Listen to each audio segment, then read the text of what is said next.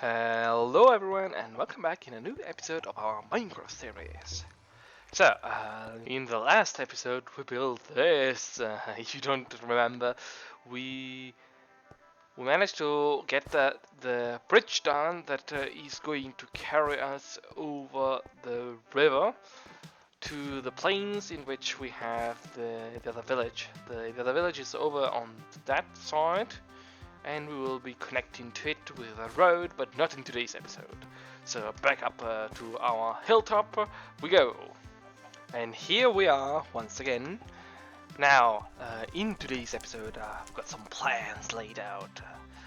Since I've been wondering what to do. Since 2 episodes ago we did an exploration session, and last episode we did a building session. So, in order to change up a little bit everything, why not doing both? So, for the first part of today's episode, we are going to fight the Wither. Well, we are going to get a beacon. That's what I want to focus on, because I want it for mining. Since the last episode used up quite a big chunk of our resources, you can see I'm almost out of diorite. Well, I decided I do have it, and also granite, but stone, I'm liking stone.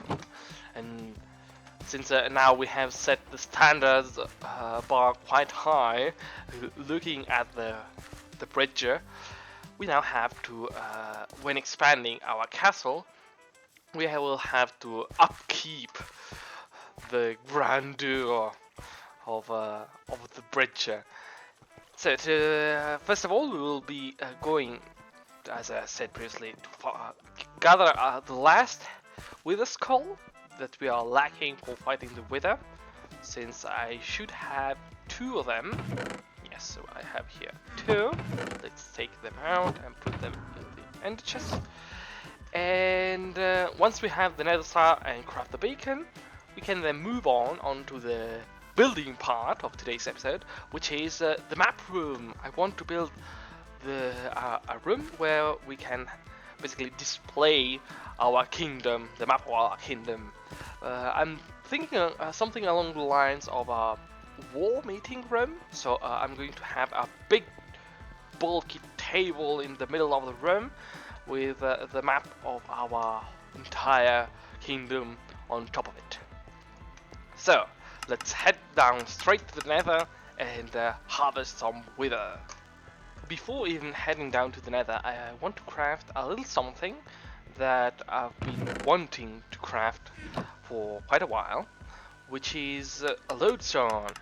Because that way, even if we were to lose sight of our path in the nether, we would always have a compass pointing to it. And so, we can put away stone, take a little bit of cobblestone just for safety measure, and I want also to rename this compass to nether. That's because I am planning on having 3 lodestones, 1 for the overworld, 1 for the nether, and 1 for the end. But for that, we will be needing to for additional netherite ingots. I'll spare you what it is basically 1 entire hour of me milling around the nether fortress just to find 1 skull, and instead let's just jump to the moment I gather it as a sort of proof that I managed to find it, and then we have to get back to the overworld for fighting the Witherboss.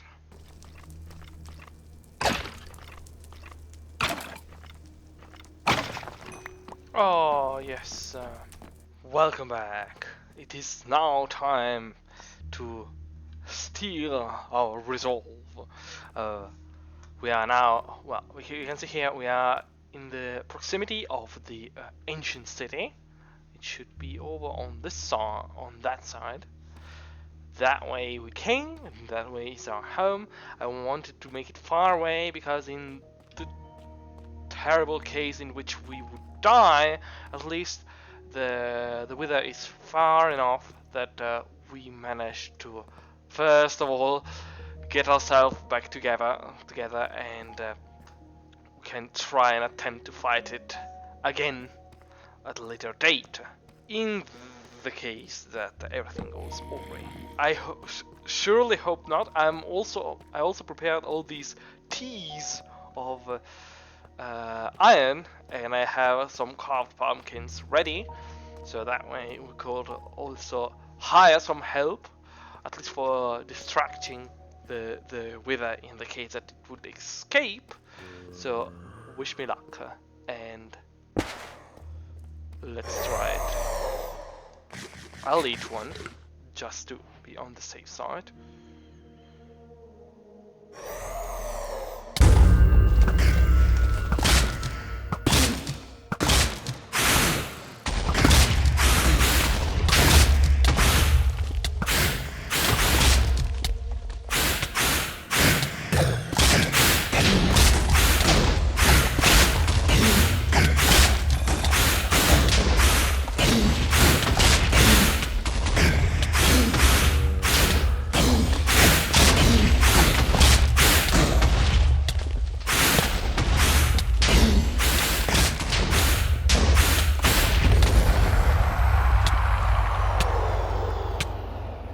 Yes, look at that, and thanks to this iron golem for helping us.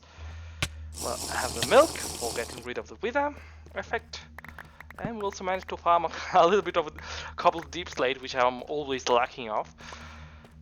Ooh, that was intense.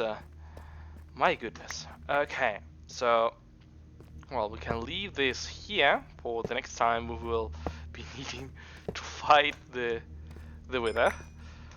Ooh, sorry, I need a moment to just get back to myself. Oh my goodness. Well, we had consumed an enchanted golden apple, but I don't mind it. We have many of them, and they are to be consumed. We can leave these here, and we can get back to our home and craft finally the beacon. Okay, home sweet home. Now, to craft a beacon, we need obsidian and... ooh, we don't have glass? What? Like, we have everything. We are super rich at this moment, and we are lacking glass. Oh, goodness gracious me. Oh, let's go gather some glass. The enchanter's tower!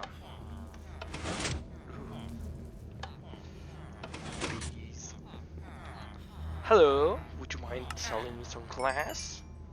Thank you very much. The beacon! Oh, yes! Look at it. Now, where are we going to place it? Well, obviously where we are digging.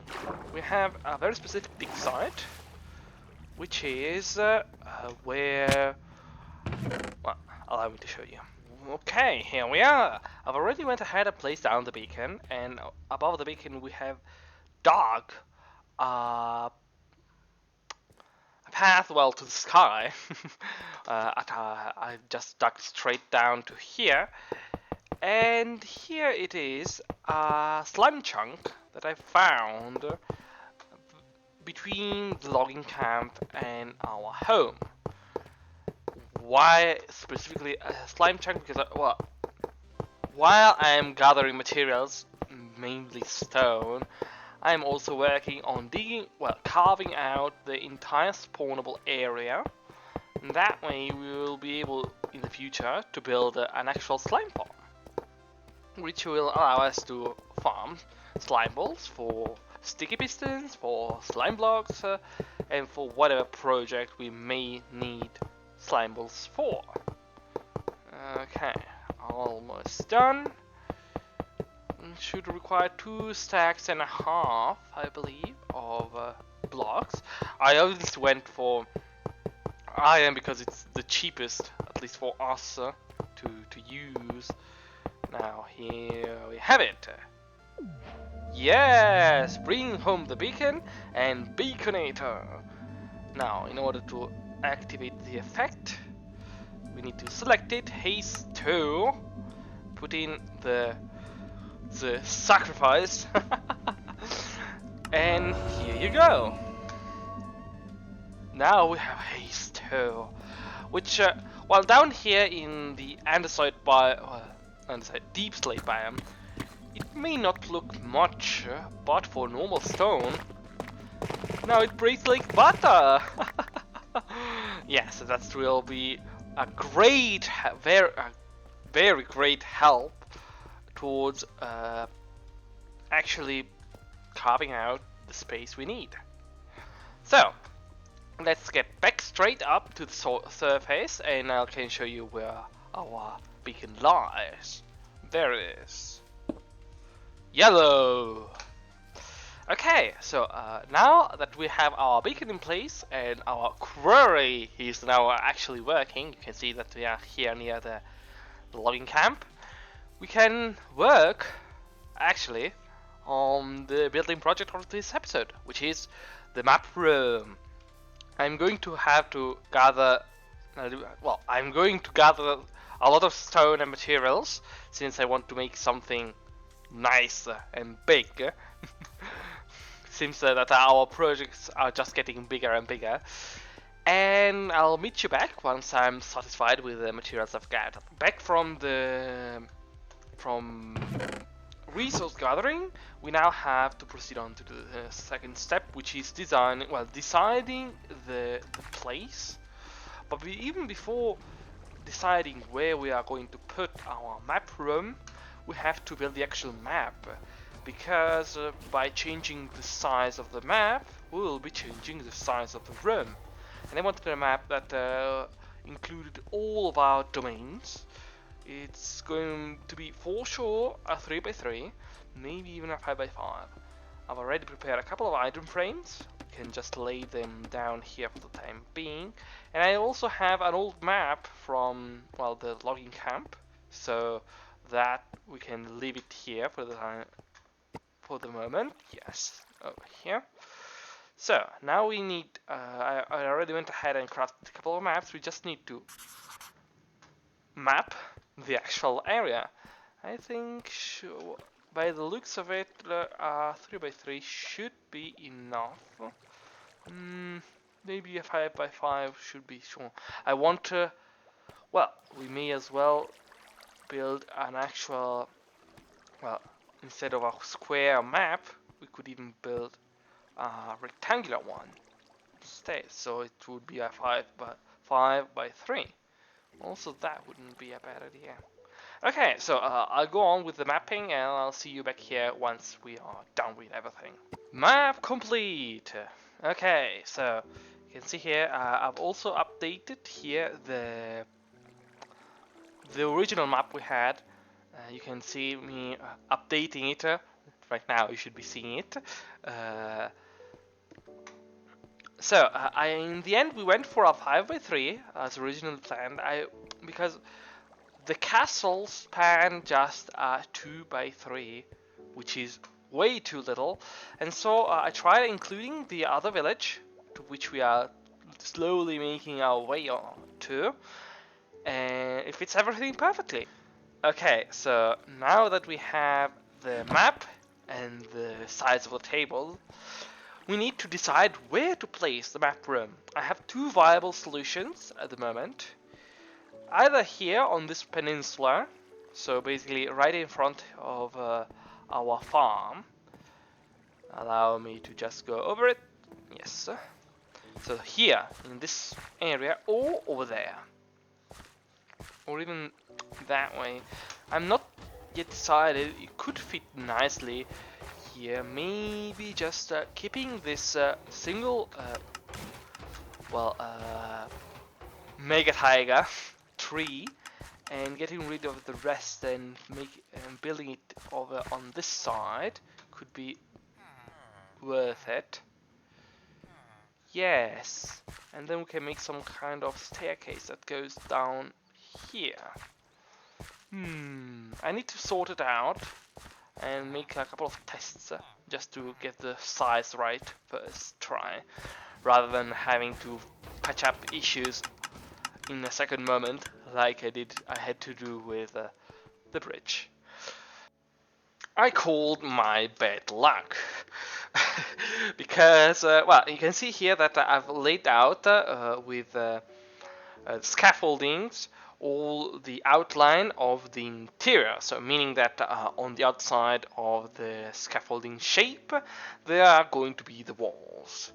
The issue is that I kept getting wrong the angles, the corners of this sort of cross shape, this weird square, because I wanted to keep certain corners empty, while some I wanted to be them like rectangles or flush with the rest of the walls.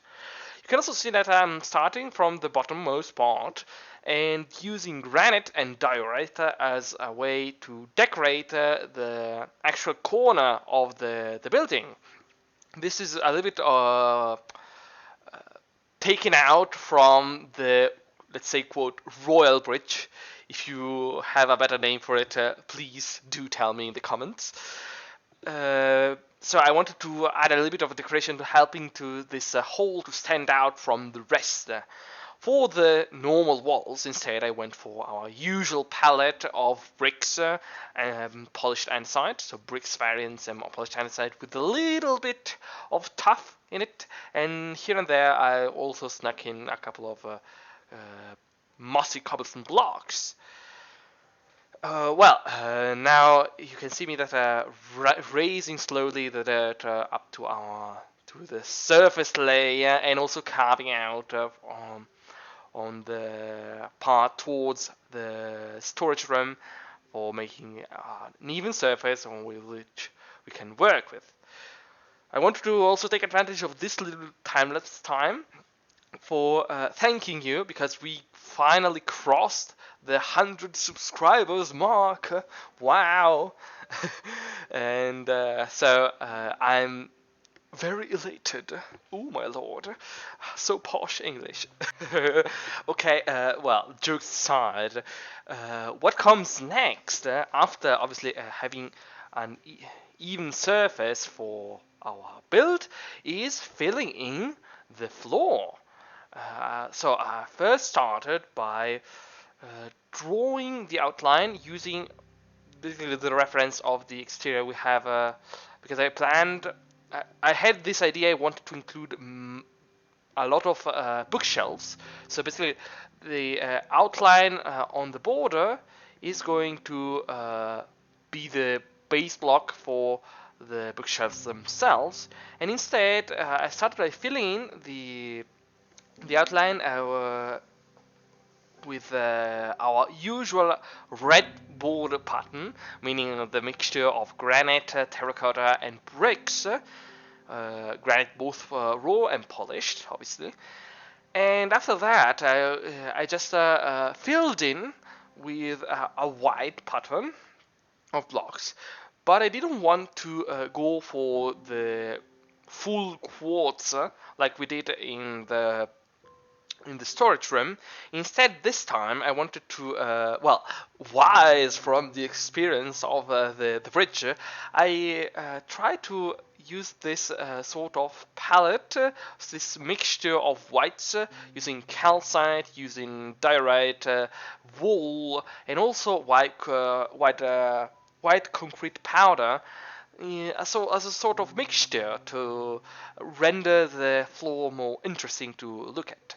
And lastly, obviously, I added in the table and the maps that are going to be the actual centerpiece of the room. Wakey, wakey, rise and shine. Good morning to everyone. Welcome back. So we now have everything finished, and let's review what changed. You can see already here that we've started by I've moved the stairway down to the iron farm and also to the pumpkin and melon farm. Over there, you can see it on this side. That way we now have a free passageway down to our map hole. Otherwise we would have to either dig another tunnel, or I don't know what to do. Here we have left this little patch of greenery with this original tree. I still have to add in a couple of details, flowers, grass, and all nice. We have a little staircase, and here we have a little square, let's say. I've left purposely here this all natural, although I plan on adding in, as for the garden, additional greenery. And here we have it, the war room. So here we have our original map. You can already hear a little bit of a surprise over there, but let's not get ahead of us. Here we have our map that I plan on copying and locking it. Okay, I already did it for this first piece. So let me show you. Here we have a little cartographer map. So first of all, we have to duplicate by using the map and a blank map. And now one of these, by putting it back in and using a glass pane, this little padlock appears, and now it is locked. This means that in the future, if we were to add in something onto the map, it won't show up here on this map. Instead, it will just stay in this map here, which is mutable, let's say. Apart from the map, we are still missing this window, but I will talk about it in the next episode. It's next episode material, no spoilers. Instead, let's have a look around. I've added in all these bookshelves, as I had previously mentioned. And you can get the idea why I've left all these blank walls. I plan on adding in various different maps. Here you have the staircase that can lead us up to the second floor, and here we have a little bit of windows, but also a little bit of wall real estate. let's say like that. And also the roof is still a little bit too plain for my taste. I plan on adding in something else. But I've used this these roof windows as a way to break up the slope on this side. And also I added in this nice touch of the ceiling window in order for, obviously to change up a little bit the A shape, the classical A shape, and also for providing light. Okay, now, either aside, let's unwrap the trap, the gift, the surprise. And here we have it. This is George. Say hello to George. George will be our resident cartographer in the future. I'm going to heal this villager, and I'm probably adding a bed onto the second floor. That way we'll be having a villager actually living in this war room. So he's going to be our very first real inhabitant of our castle. So, now that we have reviewed what changed, we can go back to our signboard and conclude today's episode. Here we are in front of our signboard. So, I already went ahead and removed the 2 signs of today's episodes. Of what we did today. So we fought the Witherboss and we got our first beacon. Although this will be a little bit more of a continuous objective, because I'm not satisfied of just having 1 beacon. I plan on having many. And the other thing we did, which was here, we built the map room. Although it's not visible from this side of the house, maybe just a little tidbit. No, not even close. Well, we have built our war room, our map room. Propose a nice sounding name in the comments, please. Okay, in the next episode, a little bit of a spoiler. I'm going to work on banners. I want to design 2 banners. One for our castle, which is highly likely going to be yellow and purple, because it seems that this is a recurring theme for our, first of all, for our windows here on the bedroom, but we also now have this yellow beacon, and so why not use those 2 colors as a base? And also I want to design a banner for our religion, in order that we can put it on to the shrine and all around if we were to convert some villages to our cult, we could just use a banner instead. Okay, so the sun is setting, and so are we concluding today's episode. So, please let me know down in the comments if you have enjoyed this mixture of a little bit of exploration and building rather than having a monothematic episode. If you did like that, I will have to work off camera on improving my roofing skills because it's starting to look way too similar for each and every construction I make. It is all too plain for my tastes. But this episode was long enough, so I thank you for following until this moment. Leave a like if you enjoyed this episode, subscribe to see more like it, and I will be waiting for you, as always, in the next episode. Bye bye!